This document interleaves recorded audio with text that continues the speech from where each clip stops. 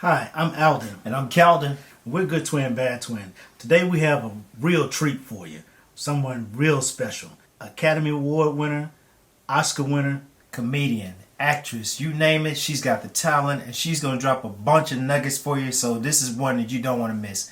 She's going to take out time and be very, very just specific and intimate with you. So stick around. You want to see this one. 3, 2,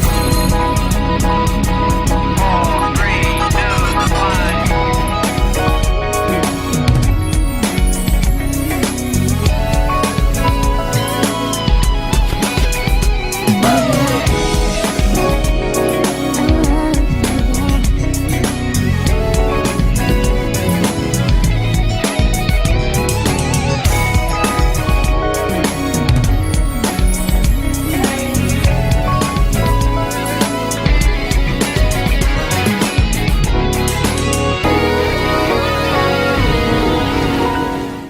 Hi, Miss Monique. How are you doing today? I'm amazing, baby. How y'all doing? Good. We just have to say what an honor, a privilege this is to be speaking to you today. I mean, this is literally almost a dream come true. For real. For real. For both of us. So I truly appreciate it, baby. It goes both ways. You know we're recording that statement now. I want you to. Now I got to throw this out there before I make my first question. Academy Award winner and Oscar winner. We got to give you your love. Yes, sir. Got to give you that. Yes, and comedic legend. Yes, ma'am. Thank you. And actress too. You know what I'm saying? Accredited actress. You know, so you got some history behind you. You know, I mean, several films. So right. That's what they say. That's what they say. Listen, we want to also give a shout out to Mr. Rodney Perry too, because he hung in there with us, you know, and he believed in us and kept saying, well, he wanted us to connect. So we wanted to make sure that we acknowledge it. And I want y'all to know he called me 9 o'clock in the morning. Okay? 9 o'clock in the morning, and whenever he calls, I say, bring me to the stage. You got to bring me to the stage. So he bring me to the stage. Oh, and yeah. say, okay, listen, you know, this is what I would need you to do. I said, Rodney, say no more because it's 9 o'clock in the morning. Yes, that's my baby. And that's y'all baby too. Yes, ma'am. Yes, ma'am. You got to share a story with us that from your side, that he said you took care of his wife. He said when you did something special for his wife, and he gave us about a 15-minute story about how touched he was, about how you didn't just impact him, but you did some things for his wife. Do you remember that? You know, I do, and forgive me, but that's one of those ones that was between me and the universe, and Rodney Perry and his family, and if he chooses to share it, there's nothing I can do about that. But, you know, I've always been that person that I never wanted somebody to say, you know, this is what she did. And because it's not for that. Because I've had people that has been really, really good to me. Okay. And when I say, I can't wait to tell and they like, Can't tell. Because that's not what that was for. Right. That was just for us. So I can give you numerous stories of what Rodney Perry has done for other people. Okay. I can tell you how. Okay, so let me tell you what made us fall in love with Rodney Perry. Okay.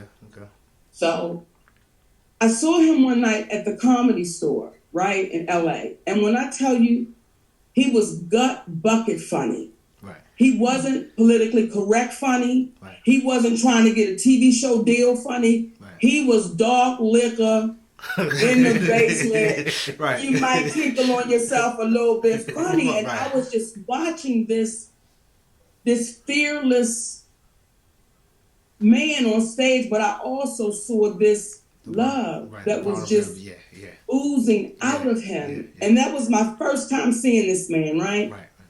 And then I saw him again. I was starting a radio show. Okay. Right? Okay. And he was there, and we were actually talking with other comedians. Mm-hmm. And sometimes when we get together, everybody's always trying to get their time in. It's hard to be with a group of comedians because everybody trying to watch this. So I'm watching that, but then I watched him. And he sat there and he was comfortable in his turn. Right. And when it wasn't his turn, he was comfortable supporting whoever turn it was. Right. And I'm watching this. And when we were doing the radio show, the co-host that I had, he got some other opportunities. And my husband and I was sitting down and I said, Daddy, and he looked at me and said, Mama, and we was like Rodney Perry. Right. Yeah. And when he came into that radio show, guys, he was so he played with me. We became these kids, right? Right. So one day, Rodney, you knew when he got his clothes out the cleaners because he wore all his shit at one time. Everything at one time. Everything. So, at every break, he would go in the bathroom and come back with something different. I was doing a damn fashion show. It was just so one day, we were talking about slavery. Okay. Right? Mm-hmm. And how thorough and how awesome the ones became before us had to be. There was no Nike tennis shoes. There was no tampons when your period came on. There was none of that. Right. And we still made it, right? So I said, Rodney, what if we treated a day like we were our ancestors? So we can't wear no shoes. I can't do no makeup. We can't do nothing. We got to come in here. So he said, so you're not going to take the limo to the... I said, it don't start till we get in here. Right? So we come behind the doors, right? So, oh my goodness. So when we get in, I don't have on no shoes. Hair is what it is. We're going to do this thing, right? Because we got to visually see us. Wow. Well, when Rodney came in with no shoes, and y'all forgive me, but I'm going to say exactly what I said to him. I said, nigga, I know we got free with them feet you got. Them feet got us to freedom. He walk on cold water. He is, when we were doing the Monique show, he would come into the hair and makeup room every morning, right? And he would peek his head in and he would say, Miss Monique? And I would say, hey, baby. And he would say, you good? And I would say, I'm good. He said, let's start the show. Okay. Well, one morning he came in and I'm crying. He said, Miss Monique? I said, yeah, baby, but I didn't turn around to him. I was just like, he said, can everybody leave out the room? So everybody leave out. He said, hey, what's going on? What's wrong with you? So I'm dramatic. Okay, just know that about me. So I'm like, Rodney,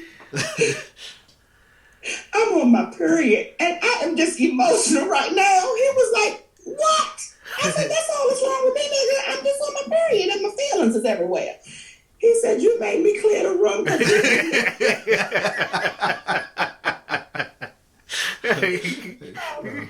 He's my brother. He is you make very few friends in this industry because you understand what it is. Right. But Rodney Perry is my friend. That's okay. Awesome. He spoke very highly of you.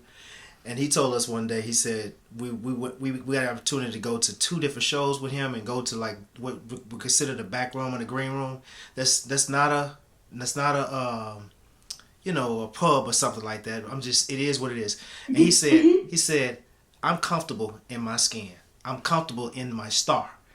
Like the level where I am, I know where I am. I don't try to make it be more than what it is. I'm very comfortable in the space that I'm in. That's what he kept saying. Yeah, and I thought that was I just thought it was good nuggets. Go ahead. Okay, I want to make a shift. I want to talk about you. Because we love Rodney, but I want to talk about you. Now, one of the things I love about you, I was reminded of that with the shot. With just recently.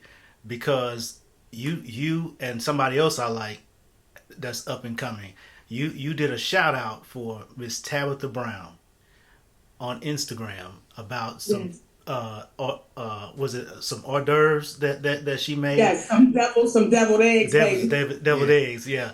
Because she's obviously she's a vegan cook, excellent and just fun to watch. Just kind of cut from the same cloth as you. That your auntie or your grandmama kind of warmth you get from her. Well, I'm the aunt that's going to drink dark liquor. Tabitha going to have some more. Right. Okay? I'm the aunt that's going to say all the spicy words. Tabitha going to praise God. Right. Love the same way. But y'all love the same way. They feel that love in the same room. My point though is, you saw, and we, of course, from what you just talked about, we can see the love in you. But you showed the greatest love. You didn't just say a shout out to her. You did the way you did the video. It was just heartwarming.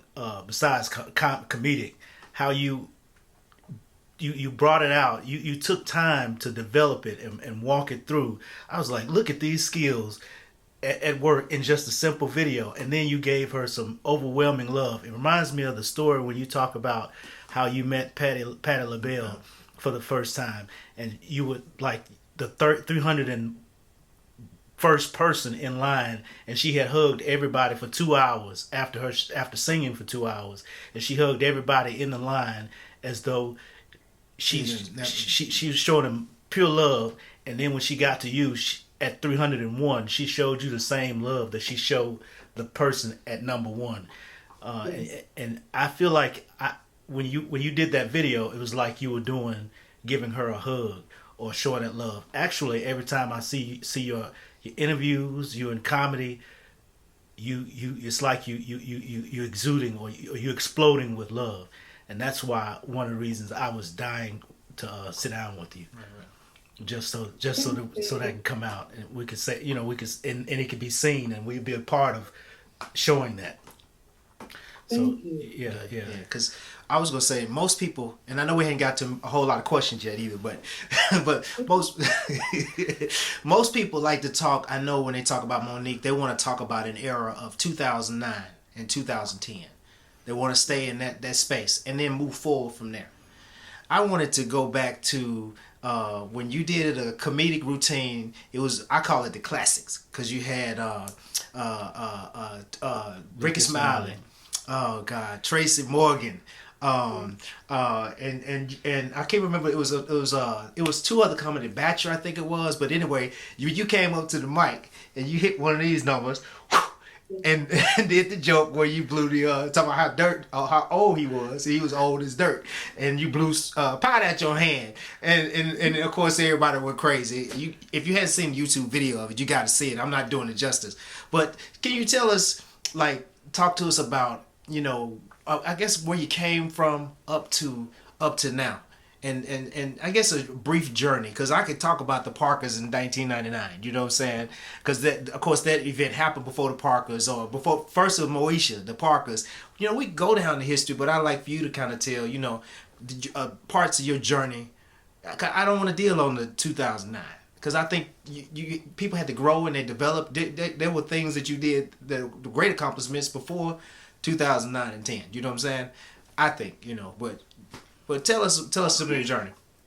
That's the part of the business that when you see people that have longevity, when you see the ones and you say, wow, it seemed like they were just overnight. Right. Because some are just overnight. So there's no longevity in the business. And when I got into this business, I was a little girl dreaming.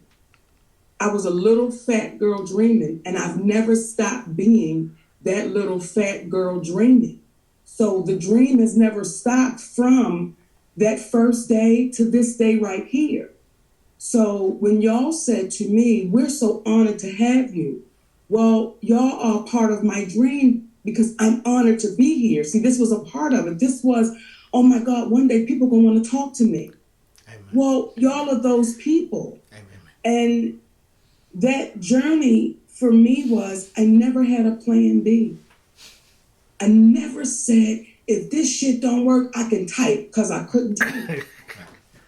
I never said, if this shit don't work, I'll be a salesperson, because I wasn't selling you shit. Because it's like, if I don't believe in this shit, I can't sell the shit. Right. So I knew that the universe had gifted me. And I wanted to be sure that I never took the gift for granted.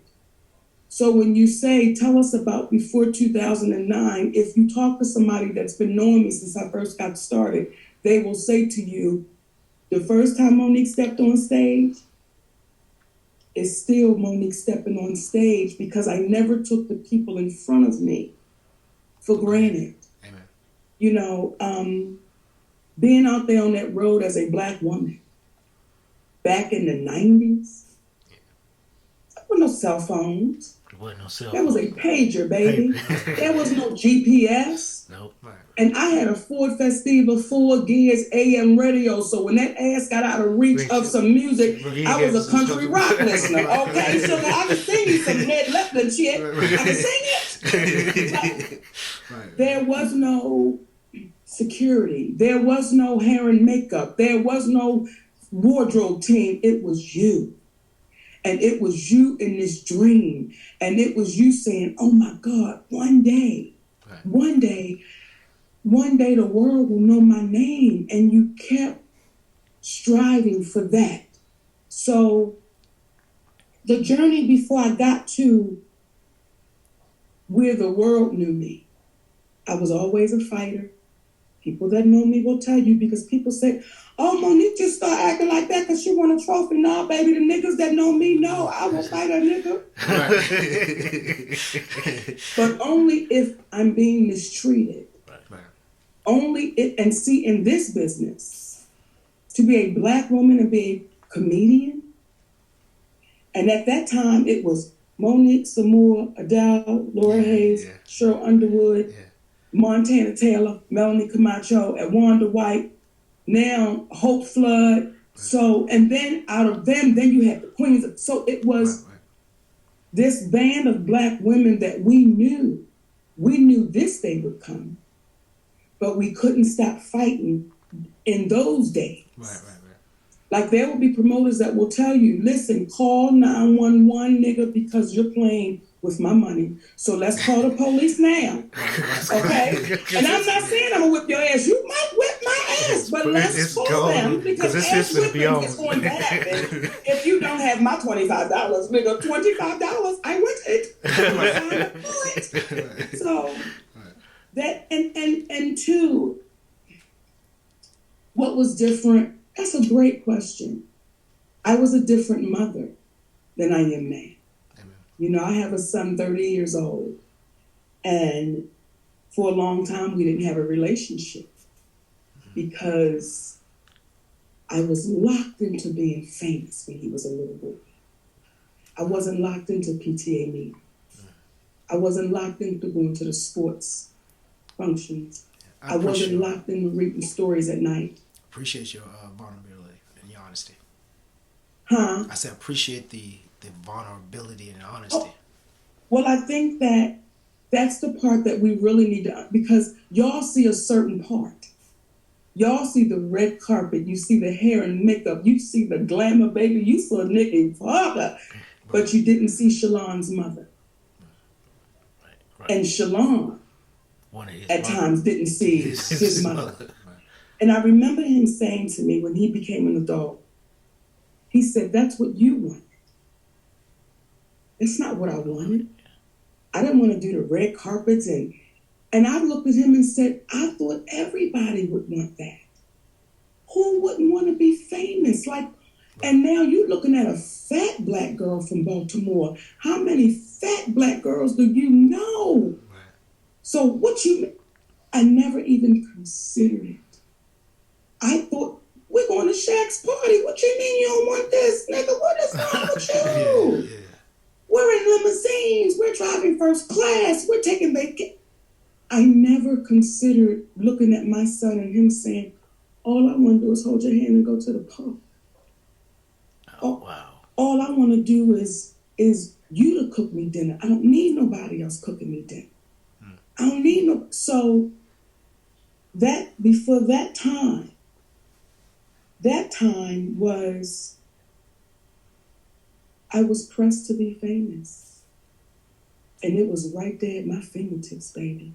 And I wasn't going to let nothing and nobody stop that. And that included my baby. So now that he's 30 years old and he's getting ready to have a baby of his own, and the conversations we have now are so beautiful because we have honest conversations. And the shit that he says, that's the real shit I gotta say, mommy gotta own that. Yeah. And he says that's what allowed us to move forward. He said, because you didn't treat me like I was telling this invisible story. I said, no, nigga, I was there. I was present, baby, but I wasn't.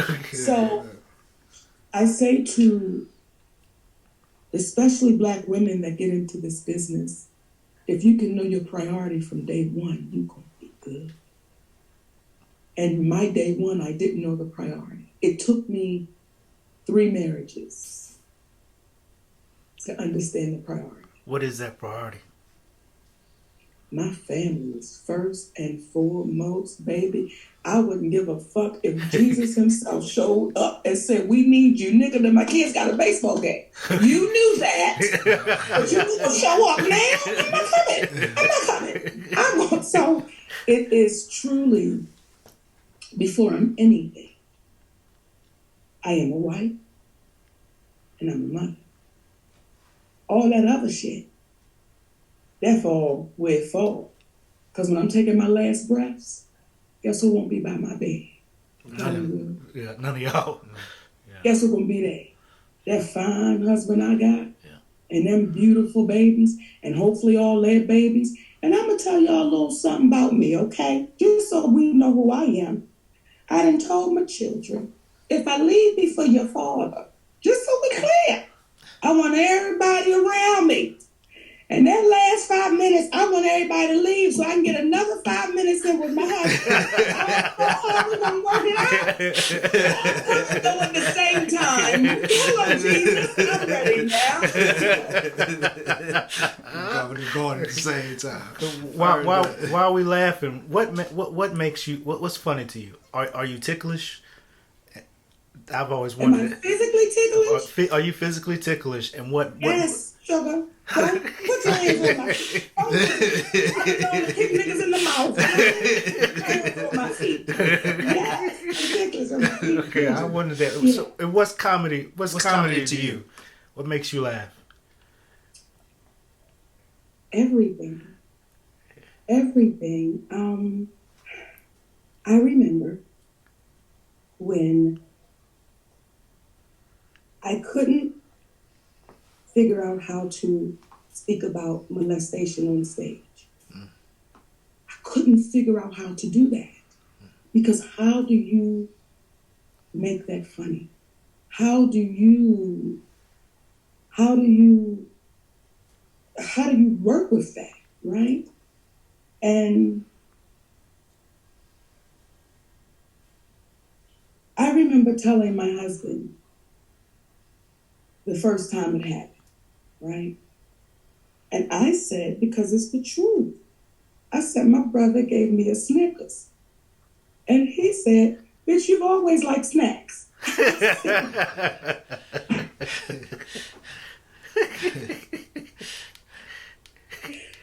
And that opened it up for me. And now when I put it on stage, I find women and men. It opens it up. Because we've carried it as a crutch. We've carried it as our life's demon. Yeah. Once I was able to go, blah, and then I was able to not laugh at it, but laugh at that pain. Get the pain, right? To say, baby, I have released your ass out. Because every mistake I made in my life, I blame that on that. Every mistake, baby. Every mistake I made in my life, honey. You know why I did that? Because I was molested. Do you know why I slept with 75 niggas? Because I was molested. Right. That number is not true, actually. Thanks for clearing it up. Probably higher. But it was such this crush, right? And then my husband said to me one day, he said, when did that happen? And I said, when I was a child. He said, and you were defenseless. I said, yes.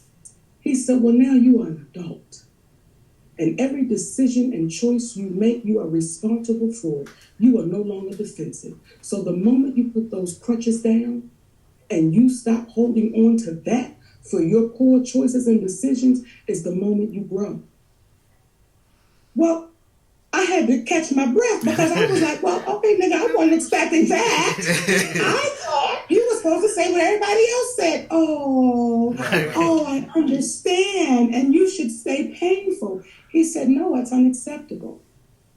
So when I learned how to put that on stage, so that's why when you say what's funny and I say everything, when you've been given the gift of laughter, because it is a gift, I take no credit, I take no look at me, none of that, because I cannot explain it to you. But I'm grateful for the gift that I've been temporarily given that allows me to say things on stage that lets you know I'm not offending.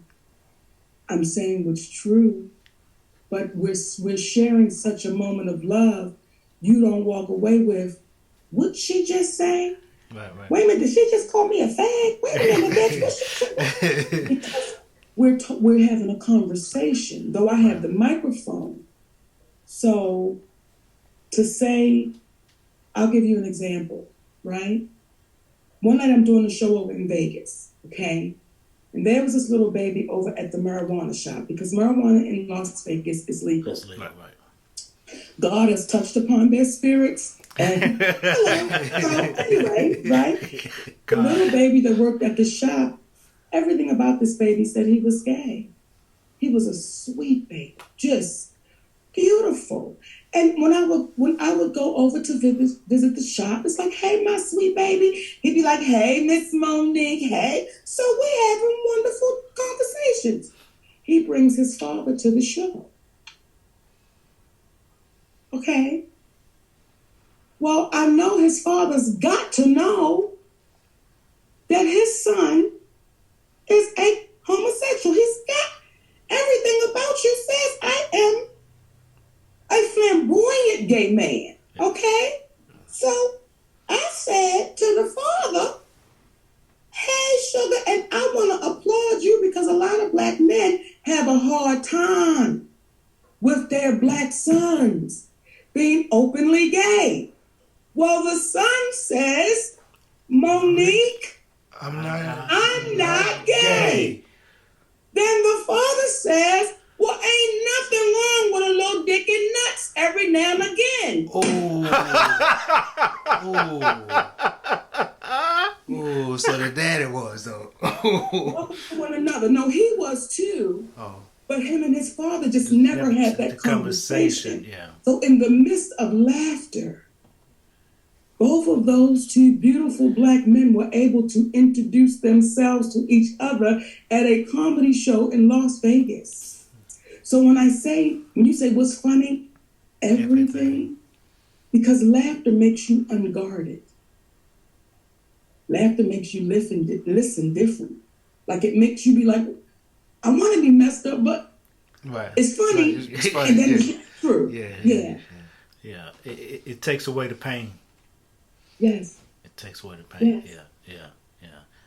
That's and awesome. so does the honesty, because when you know the greatest comedians that ever lived died in so much pain because they couldn't experience their own gift inwardly. Wow. That's Richard Pryor. Right. He couldn't experience that inwardly. That's Robin Williams. Right. They couldn't experience, I'm going to give it all to you, but I can't, I didn't want that to be my story. I don't want that to be my story. As much as y'all laugh, God damn it, do you know I'll be up in my closet laughing my ass off? by my goddamn self, I'll be goddamn. I'm enjoying this gift too.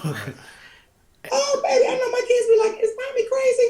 Nigga, probably. But that's all. That's what's up. Laughing at yourself or laughing at things that you remember or... Oh, my God. I laugh at myself. I laugh at things I remember. I laugh at conversations.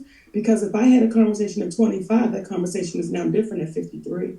Right. So now I'm talking to 53 and 25 is in that closet talking, baby. Oh, we going back and forth. And so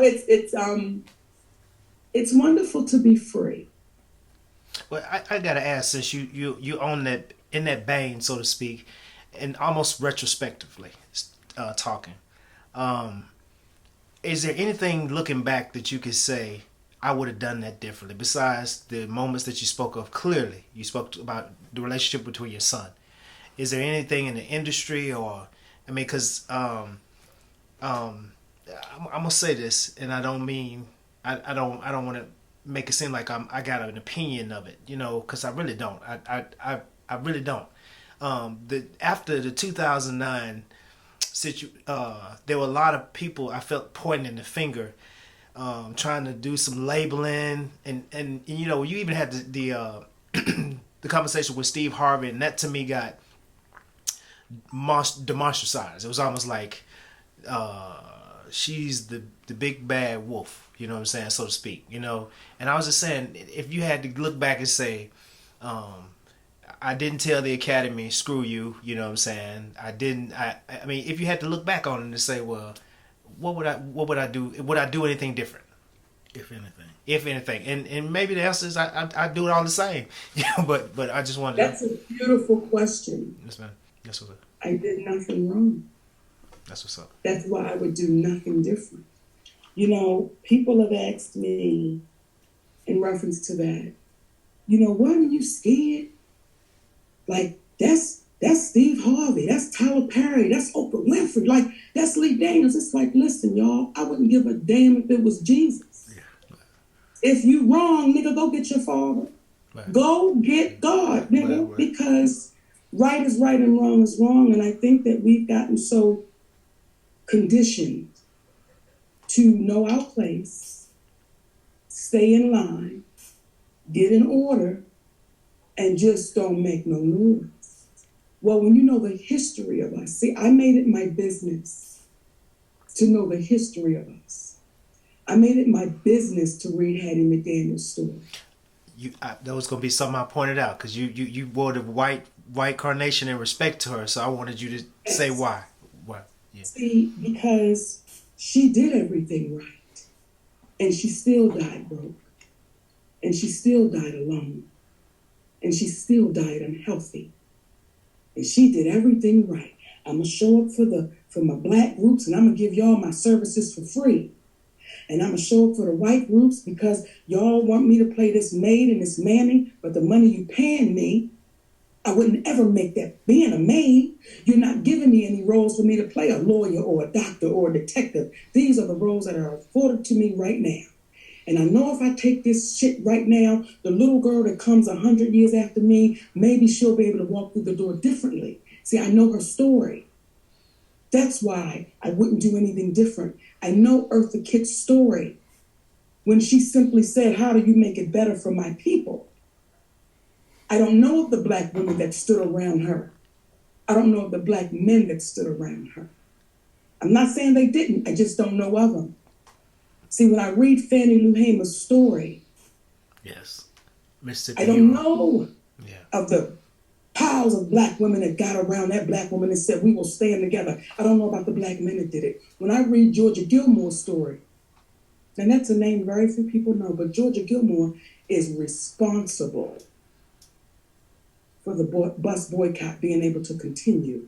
Because what that black woman did was went around to the beauty salons and the barbershops. And she said, I'm selling dinners, cakes, pies, and cookies. We got to pay for the gas and the insurance to make sure our folks don't have to catch the bus. But most of us have no idea who she is. See, I had to read those stories. I had to read the stories of all the sisters that came before me that experienced the injustice and did it the right way, but was too afraid to say it out loud. I know Shirley Hemphill's story, who played on What's Happening. That black woman came to my elementary school when I was in the 3rd grade. I'm in the 3rd grade. And she sat in front of a gym full of mainly white kids. But for some reason, she looked at this little fat black girl and she said, don't you know you can be anything you want to be?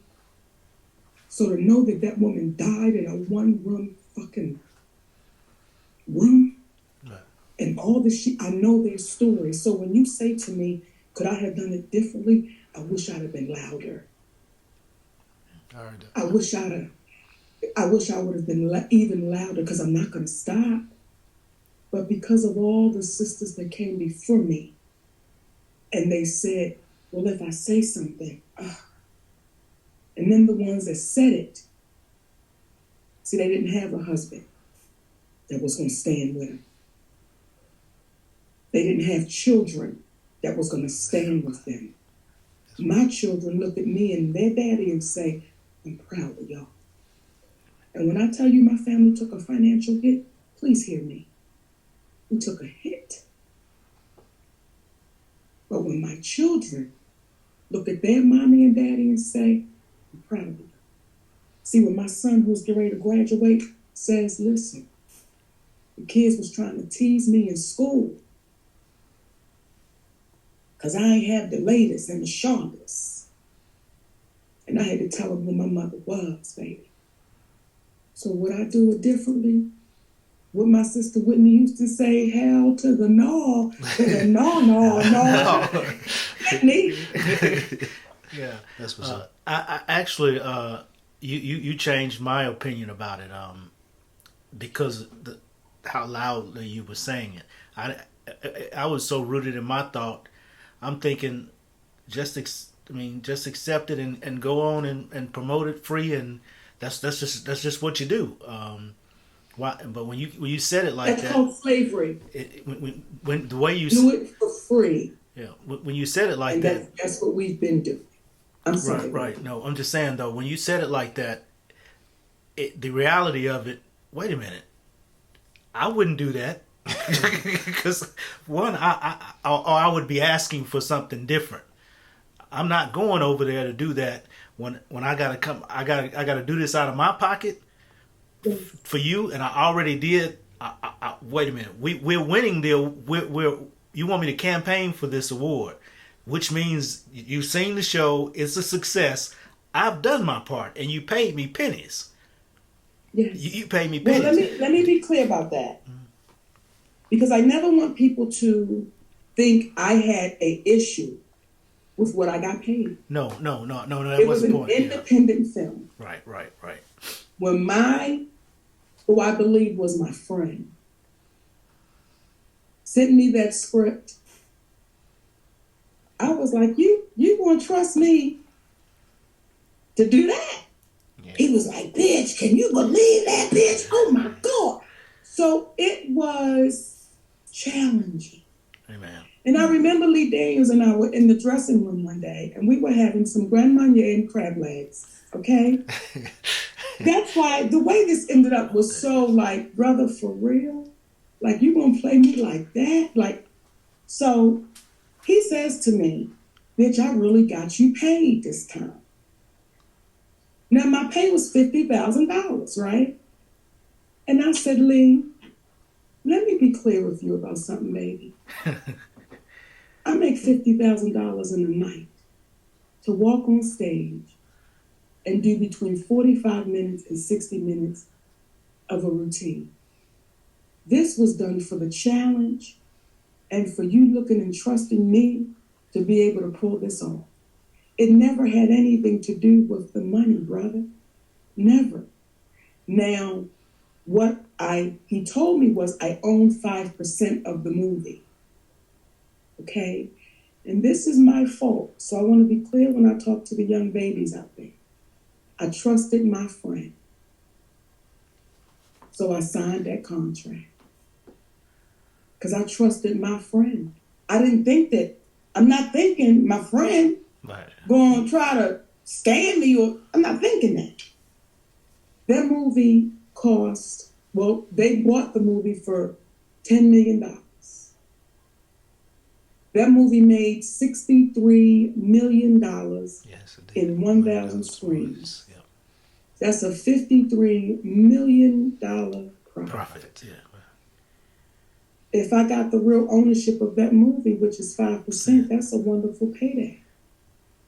But because the real ownership was bullshit, and to watch this man create us having a problem, it's like, that's why oftentimes I say to us, we stay in the positions we stay in because we keep us there. Okay, yeah. Wow. We keep us there. We do that to one another. To sit there and do that interview with my brother Steve Harvey, because he's still my brother. I still love that black man, baby. He just my brother that, when we get him in the basement, we have to have Uncle Earl. Okay, have about 3 of them dark liquors and say some things to him. Right. Because I still love him. I still love my sister Oprah Winfrey. But we're going to have to get Aunt Brenda, Aunt Linda, and Aunt Pam from the projects to bring her in and show her how to bake a cake from scratch. We're going to have to bring her back on across the street. I still love my brother Tyler Perry.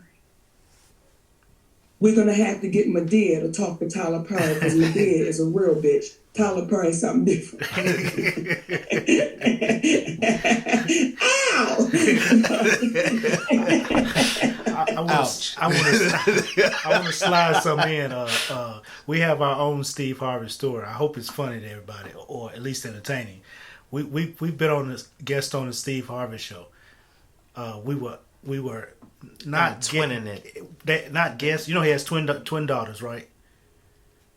So he has a show about twins. Go ahead. He had a show about twins. Everybody in the audience was twins, and he had besides his daughters were on stage.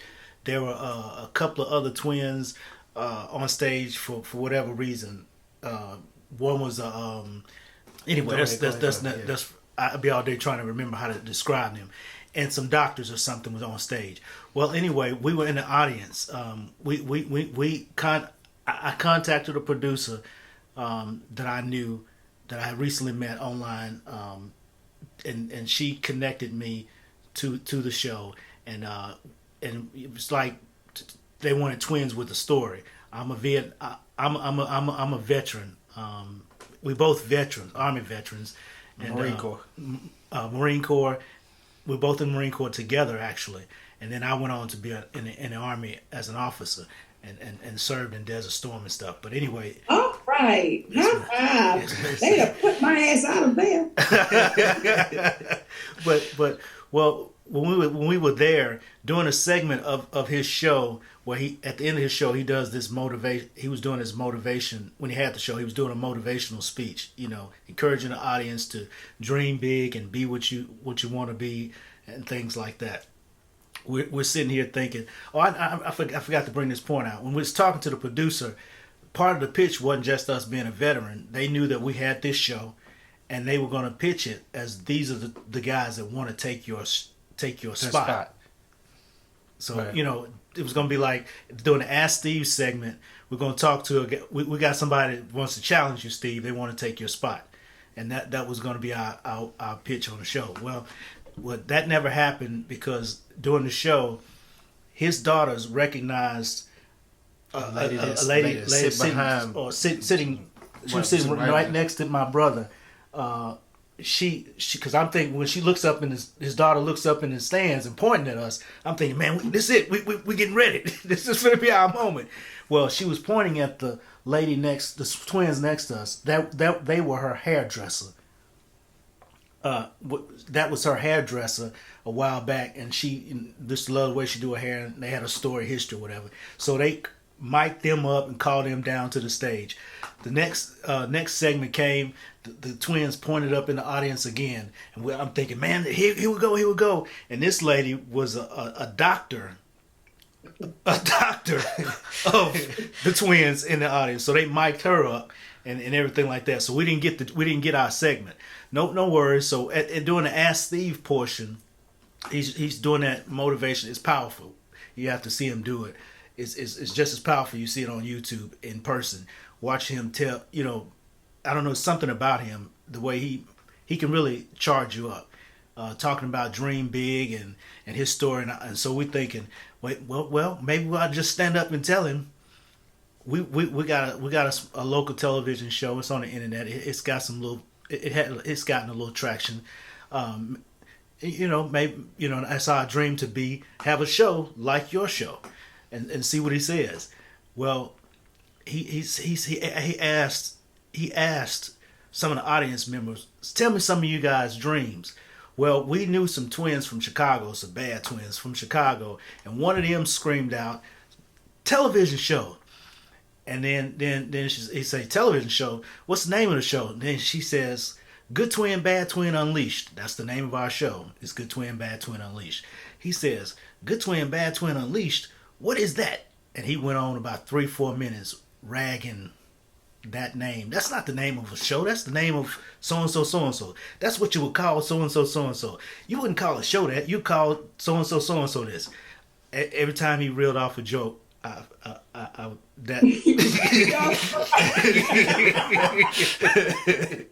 I'm sitting there, that's the name of my show. You know what I'm saying? So it's a real show. I'm thinking, zoop, zoop, zoop, zoop. My confidence got, But anyway, that's our Steve Harvey story. We met him, but he would probably never meet and never remember. We met him in the hallway. Some lady stopped us and introduced us briefly, but I'm sure he would never remember that. You know what I'm saying? Yeah, but that's a good one, baby. They was all around y'all. The doctor. Yes, ma'am. Yeah. So it just speaks like when you said it's your time. When it's your time, it's your time, and it just wasn't our time at the time. So. Well, it's your time right now. See, sometimes I think we wait for all the bells and whistles, right? Yes, ma'am. And that's the time. And it's the time when who says it? Like, I would say to people when I first got started, I'm already famous. Amen. You just don't know it. Yeah, right. But when I look in the mirror, I'm like, bitch, you are something. Right, I felt that way as a little girl. Like, I felt that way as a child. It was like, I didn't need permission. Right. I didn't need validation. I remember the first agent I sat down with in Hollywood, right? And Ernest Thomas, who was the star of What's Happening Now, he sent me in to see that woman. He's one of the sweetest brothers. Oh, just beautiful, right? And I'll never forget sitting there with that woman, and she said to me, that big sexy thing you're trying to do, it'll never work. And just so you don't ever get your hopes up too high, you'll never be the star of a show. You'll only ever be the co-star, the neighbor, but you'll never be able to carry a show. Now I'm brand new. I looked at that woman. I said, I want to thank you for your time, but you're not the agent for me. Yeah. And people have said to me, Monique, have you ever called her up? There's no need. She said, right. There's no need for me to ever mention her name, call her up, nothing. Yeah. Because I've always believed it. That's why when Rodney Perry called me that morning, because I said I wasn't doing any interview. Like I just wasn't doing anything. I was just relaxing. Yeah. And he called and he said, Mo, they special. Like they special, Mom. And Rodney ain't no light. Like he ain't a fluffer. He ain't, he was just like, Mo, they special. And just with me talking to you guys, what makes this different for me than most, they have a motive and they know what they're trying to get to. So people are oftentimes too scared to hear the truth. Just give me the surface, because if you make me, if you start telling the truth, well, then I can't. I'm going to have to start taking my layers off too. So We just gonna make it real surfacey. What's your favorite ice cream? Bitch, that's not important. Right. Like that's so I appreciate when it feels like family. It feels like we just sitting in the living room and it's like, all right, Mo, so talk to me. And I am that family member that will talk a lot, just so y'all know. We got aunts that you remind us of. Yeah, we got several. Right. Yeah. So yeah. I'm that one, right? I am that So one. shout out to my aunts. Yeah. And they actually raised us. Helped my mom raise us, rather. So y'all have made it. Thank you. Your time was that time. It was that moment. It was a lesson because you watched a man be a comedian, but you also watched your self-esteem get tapped into. And the lesson was, black man, I don't give a damn what you say. I'ma laugh if the shit funny, but guess what? Good twin, bad twin, that's our shit. And we don't have to keep going. Right. You know how many times people have told me because I was fat, because I was black, because I was unworthy, because I didn't deserve it. Oh, and I'm hearing that today. Well, listen, sugar. Before I get in my feelings, my husband had to tell me, Monique, did you ever hear this story about this cat named Jesus? I said, what? He said, Jesus. I said, yeah. He said they hung his ass up. And he didn't help people see. He fed a lot of niggas who was hungry. And you mad because they talking about you? What make you think you so special? I said, put it in perspective. He said, you can't get caught up in that. People gonna think what they want to think, long as you know is what makes the difference. Even right now, through all of this blackball shit, through all of it, I know what it is. That's why I ain't backing down and backing up. I cannot. It's the spirit of who I am. I came here with that. Like I would get in trouble if I backed down. The universe would punish me. I would be dealt with. So I cannot back down. Wrong is wrong and right is right. I'm gonna share this story with y'all. I remember in the 3rd grade, I had a teacher named Mr. McKinney, right? And the school I went to, it was predominantly white, but we were just starting to flow up into the neighborhood, right? So we were starting to let ourselves be known like cable. We coming, okay? We coming to your neighborhood, we coming, right? So it was maybe about, I'll say, 11 to 12 black kids in my class, okay? And you may have had a class of 25 kids, right? Right. So Mr. McKinney says, if I call your name, go to the left side. There are puzzles and coloring and activities. If I do not call your name, come to the right side. If you're already on the right side, you stay on the right side. So I'm a little girl, and I'm watching him call these names. Well, all the names that Mr. McKinney called, the one to the left was white children. And all the stayed to the right was the black children. Then he came and stood in front of us and said, now I'm going to teach y'all how to speak correct English and use proper grammar. I put my hand up. He said, yes, Monique. I said, my name is not Monique. My name is Monique. So I kept my hand up till he called me by my name. Right. Yes, Monique. I said, can I go to the office? He said, why do you need to go to the office? I said, because I need to call my father and tell him you separated this class from the white kids and the black kids. And I know some of them white kids don't talk at all. So I need to go tell my father what you're doing. That white man looked at me, baby, and turned so damn red, but I did not break my eye contact with him. I remember this like it was yesterday. I'm in the 3rd grade, and that spirit inside of me said, don't stop looking till he stopped looking. So me and that white man kept looking at each other till he said, all the kids go back to their seats. Oh, okay. Now let's, whatever we get ready to do, let's get it done. But that's always just been who I am. It's a part of who I am. And it's, when you say, would I change anything? No, because I would get in trouble. Amen. Well, and then my children wouldn't be proud. And my husband, I want my husband to know you got a queen warrior, because I know I got a king warrior, baby. That's what's up. So we stand strong together. Like, listen, whatever's going to be, it's going to be. But we from Baltimore. Y'all the same stories about us. Okay, you understand?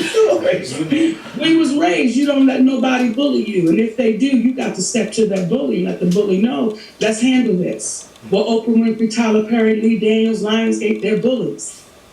They're bullies. And we've got to let our babies know in our community, I don't care who it is, baby. If you know you're right, don't step back, don't step down, don't be quiet. Stand tall, stand proud, and damn it, be loud. Okay. Well, we hope the salaries change for black actresses in the industry because of what you've done. Because you brought a real light on it. Whether it's Whoopi Goldberg, Angela Bassett, Kerry Washington, I don't know any of these people. Hopefully one day they'll be sitting on the couch with us. But we're hoping that because of what you did, things change. Well, let me say this to you, babies. It's not because of what I did. See, there were the sisters that came before me. Amen. We'll see that. Yeah, they came before me. See, Fannie Lou, baby. Out of B. Wells, baby. Yeah. Our mentor, before she became Harriet, them sisters was like Monique. I'm like, I won't disappoint. Now, it don't read none of y'all stories where y'all cuss niggas out. That's where okay. They know, baby, they know. And I don't ever want you to be unclear about what I said.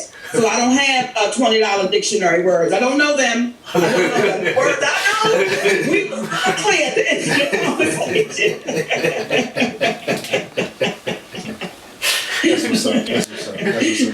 This is up. Do you have any new stuff that's coming out? Anything that you want to share that you're about to do, or any projects, or anything that you want to lay or anything? Because you know we want to see you. Everybody's looking for you.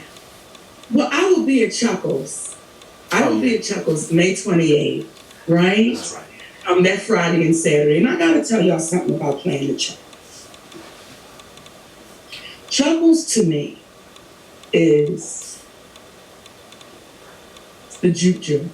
Yeah, it is. Chuckles to me is family, baby. It is, you know what I'm saying? We didn't put the babies down. We just gonna go to the backyard. Somebody might put something up in the air, have a couple ice cubes in your drink. Like, I've always gotten that, I don't feel like I'm performing. Right. You know, I just feel like I'm coming over my uncle's house, right? And Prescott is my brother, so we get ready to get down. You know, somebody gonna fry some chicken wings. Right. Somebody gonna bring the Hennessy and the Grand Marnier. The cars, the steak, and Domino's. Hey, baby, anything. So, but normally when people say, you know, what do you have coming up? Well, next month, May 20th, it will be my 15th year wedding anniversary. Oh, look at that. Look at that. Okay. The smile. I'm not a good party planner, right? Okay, I am the worst because I come up with great ideas, but then that's all I need to do. I come up with the damn ideas. Right. Then everybody execute the shit. Right. So I say to my husband, I said, Daddy, let's get married again.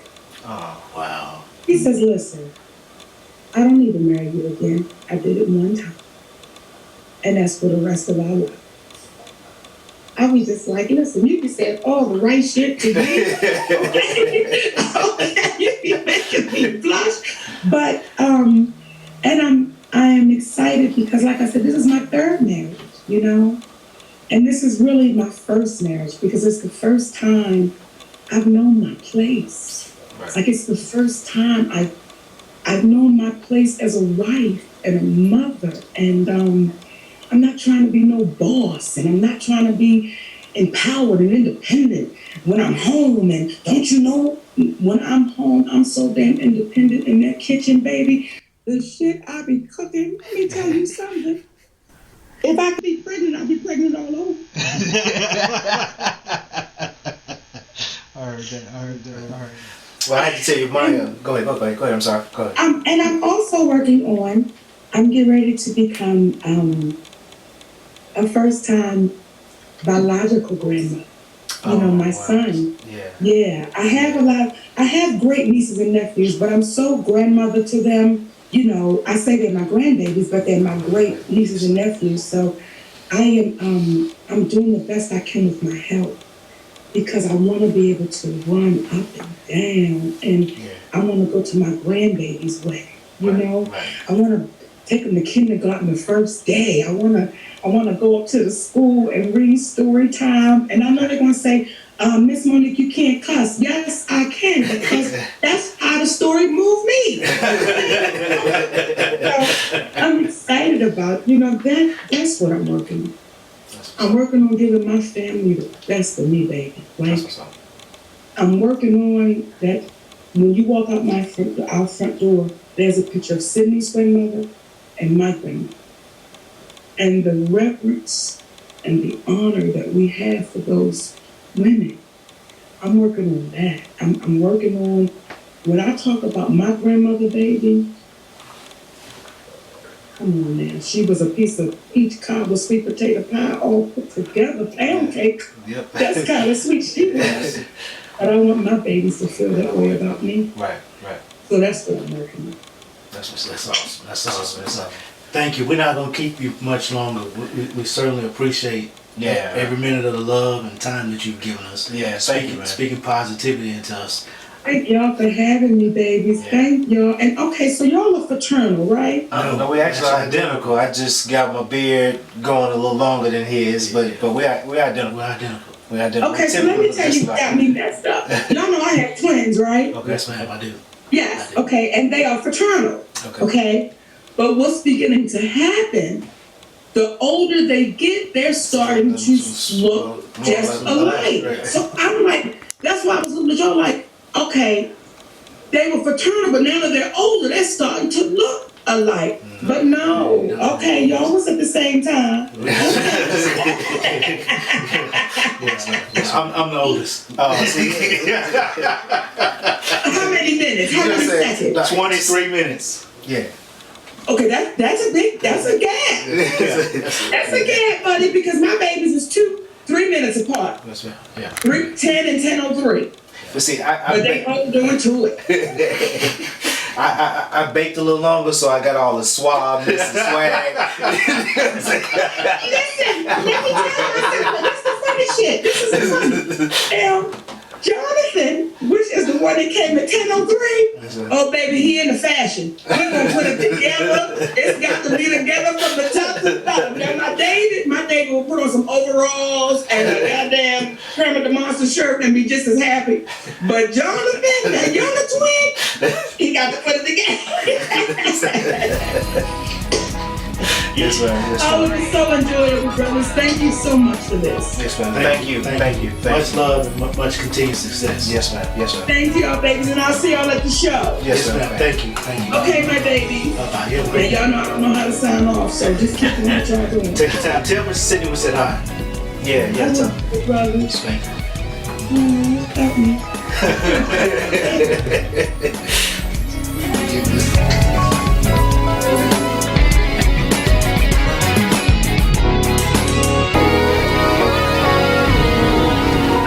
Hey, I just wanted to give a shout out to a couple of people. We wanted to say, take a look or go to search their websites. Prophet's Daughter, Famous Amos, Chickens if you don't know Famous Amos. Also Aunt Rose's Pies and Belmar Candles. Belmar Candles. Go ahead and check out those websites and look them up and support those people. And if you have some business opportunity that you want us to shout out, just let us know. Don't forget to also go to our site and check out our products, our t-shirts and things like that, because that helps us continue to do what we do. So thank you. Shout out to Rodney Perry. Oh yeah, don't forget to shout out to Rodney Perry. Thank you, man. We appreciate that.